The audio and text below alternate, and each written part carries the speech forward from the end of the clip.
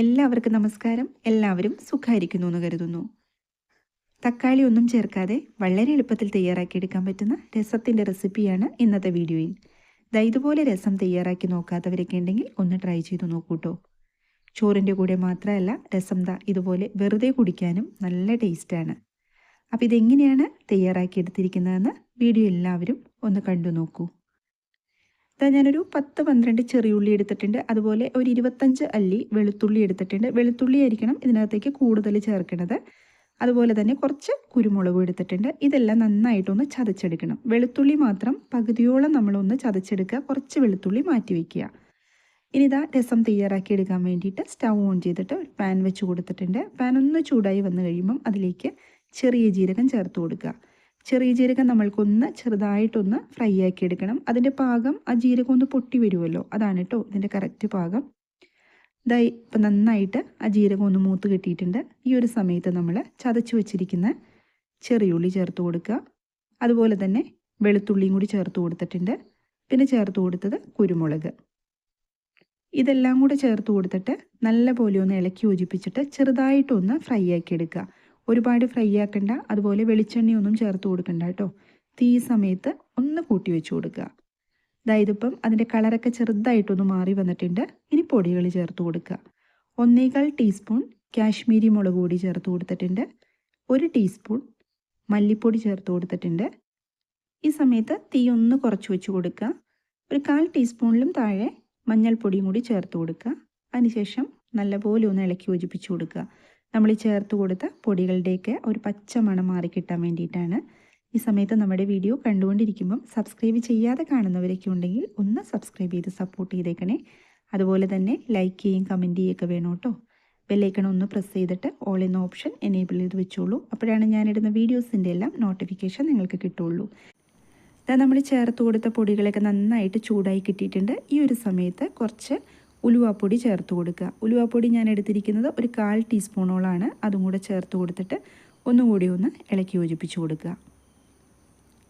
ഇനി നമ്മൾക്ക് stove off ചെയ്ത് കൊടുക്കുക. എന്നിട്ട് നന്നായിട്ട് ആറിയതിന് ശേഷം മാത്രം നമ്മൾക്കൊരു മിക്സിയുടെ ജാറിനകത്തേക്ക് ഇതൊന്ന് ഇട്ട് കൊടുക്കുക. ഇപ്പോൾ നന്നായിട്ട് ആറി കിട്ടിയിട്ടുണ്ട്. ഞാനൊരു മിക്സിയുടെ ജാറിനകത്തേക്ക് ഇട്ട് കൊടുത്തിട്ട് ഇതൊന്ന് പൊടിച്ചെടുക്കുക. ചെറിയുള്ളിയും അതുപോലെ വെളുത്തുള്ളിയൊക്കെ ചേർത്തത് കൊണ്ട് പൗഡർ പോലെ നമുക്ക് കിട്ടില്ല. ഈ ഒരു രീതിയിലായിരിക്കും കിട്ടേണ്ടത്. വെള്ളമൊന്നും ചേർത്ത് അരച്ചെടുക്കരുത്.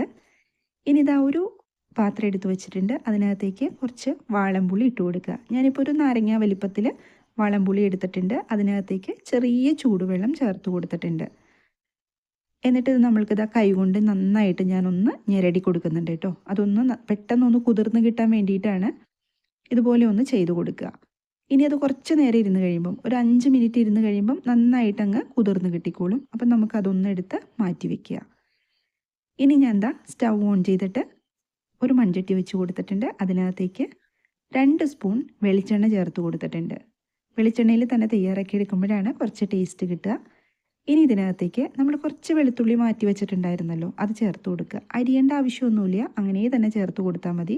നമ്മൾ തയ്യാറാക്കിയെടുക്കുന്നത് വെളുത്തുള്ളി രസമാണ്. അപ്പോൾ വെളുത്തുള്ളിയുടെ ആ ഒരു ഫ്ലേവർ ആയിരിക്കണം ഇതിനകത്ത് മുന്നിട്ട് നിൽക്കേണ്ടത്.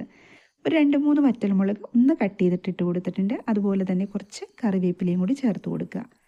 എന്നിട്ട് നല്ലപോലെ ഒന്ന് ഇളക്കി യോജിപ്പിച്ച് കൊടുക്കുക. ചേർത്ത് കൊടുത്ത വെളുത്തുള്ളിയുടെ കളറൊക്കെ മാറിയിട്ട് നന്നായിട്ട് ഫ്രൈ ആയി കിട്ടിയിട്ടുണ്ട്. ഈ ഒരു സമയത്ത് എടുത്തു വെച്ചിരിക്കുന്ന ആ ഒരു കൂട്ടുണ്ടല്ലോ, മസാലക്കൂട്ട്, അത് ചേർത്ത് കൊടുക്കുക.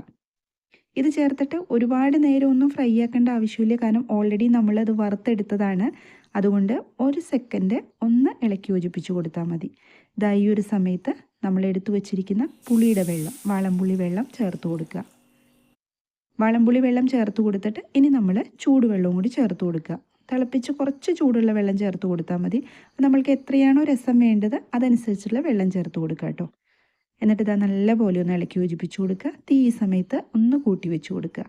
ഇനി നമ്മൾക്ക് പാകത്തിന് ഉപ്പും കൂടി ചേർത്ത് കൊടുക്കുക. എന്നിട്ട് ഒന്ന് ഇളക്കി യോജിപ്പിച്ച് കൊടുക്കുന്നുണ്ട്. വീഡിയോ കണ്ടു കഴിയുമ്പോൾ വീഡിയോ ഇഷ്ടമായാൽ ഫ്രണ്ട്സിനും റിലേറ്റീവ്സിനൊക്കെ ഒന്ന് ഷെയറും കൂടെ ചെയ്ത് കൊടുക്കണം കേട്ടോ. ഇനി ഇതിനകത്തേക്ക് കുറച്ച് കായത്തിൻ്റെ പൊടി ചേർത്ത് കൊടുക്കുക. ഞാൻ 1/4 ടീസ്പൂണിലും കുറച്ച് താഴെ അത്രയാണ് ചേർത്ത് കൊടുത്തത്. കായത്തിൻ്റെ പൊടിയൊക്കെ കുറച്ച് ചേർത്ത് കൊടുക്കണം. കാരണം രസത്തിന് കായത്തിൻ്റെ ഫ്ലേവറൊക്കെ മുന്നിട്ട് നിൽക്കുന്നതാണ് ടേസ്റ്റ് കിട്ടുക. ഇനി ഇത് ഒന്ന് ചൂടായതിന് ശേഷം നമ്മളൊന്ന് അടച്ചു വെച്ച് തിളപ്പിച്ചെടുക്കുക. രസം ഒരുപാട് സമയമൊന്നും തിളപ്പിക്കേണ്ട ആവശ്യമില്ല. 1 മിനിറ്റ് ആകുമ്പോഴേക്കും നമുക്ക് നല്ലപോലെ തിളച്ച് കിട്ടും. ആ തിളച്ച് കഴിയുമ്പോൾ നമുക്ക് സ്റ്റൗ ഓഫ് ചെയ്ത് കൊടുക്കാം. ഇതിപ്പം നന്നായിട്ട് തിളച്ച് കിട്ടിയിട്ടുണ്ട്. ഇത് വളരെ എളുപ്പത്തിൽ തയ്യാറാക്കി എടുക്കാൻ പറ്റുന്ന രസമാണ് കേട്ടോ. നമ്മൾ പൊടികളൊക്കെ ചേർത്തിട്ടാണ്. പക്ഷേ ആ ചെറിയുള്ളിയും അതുപോലെ തന്നെ വെളുത്തുള്ളിയൊക്കെ ചതച്ച് ഫ്രൈ ചെയ്തതുകൊണ്ട് തന്നെ ഇതിന് പ്രത്യേക ഒരു ടേസ്റ്റുമാണ്. ഇനി കുറച്ച് മല്ലിയില ചേർത്ത് കൊടുക്കുക. വെളുത്തുള്ളി രസത്തിന് മല്ലിയില ചേർക്കേണ്ട ആവശ്യമില്ല. എന്നാൽ എൻ്റെ കയ്യിലുള്ളത് കൊണ്ട് ഞാൻ ചേർത്ത് കൊടുത്തു എന്നേ ഉള്ളൂ. അല്ലെങ്കിൽ കറിവേപ്പില തന്നെ ചേർത്ത് കൊടുത്താൽ മതി കേട്ടോ. ഞാൻ സ്റ്റൗ ഓഫ് ചെയ്ത് കൊടുത്തിട്ടുണ്ട്. മൺചട്ടിയിലായതുകൊണ്ടാണ് പിന്നെയും തിളച്ചുകൊണ്ടിരിക്കുന്നത്. ഇതുപോലെ രസം തയ്യാറാക്കി നോക്കാത്തവരൊക്കെ ഉണ്ടെങ്കിൽ ഒന്ന് ട്രൈ ചെയ്ത് നോക്കൂ. ഇന്നത്തെ റെസിപ്പി എല്ലാവർക്കും ഇഷ്ടമായി എന്ന് കരുതുന്നു. മറ്റൊരു വീഡിയോയിൽ കാണാം. എല്ലാവരും സന്തോഷമായിട്ടിരിക്കുക. Thank you.